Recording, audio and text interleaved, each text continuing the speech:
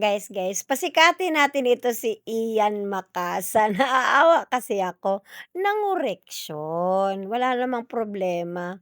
Yun naman pala, hindi niya alam kung ano yung kinukuring niya. Kasi nga ganito daw, tumanda na daw ako't nakakahiya daw na mali-mali pino-post ko. Correct before sending daw. 'Di daw niya nakikita sa Google. Kaluoy ba nimo dong oy? Ito kasi nilagay ko guys, ilalaban ko ang banwa ko. Hindi niya naiintindihan palang ibig sabihin ng banwa. Iyan ang ibig sabihin ng banwa, homeland. Hindi yan bansa, banwa yan. Kaya kung ako sa'yo, iyan makasa, oo.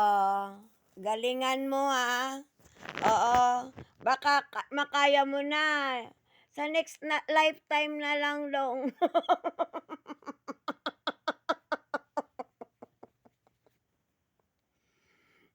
Kaluoy ba nimo oy? Buway!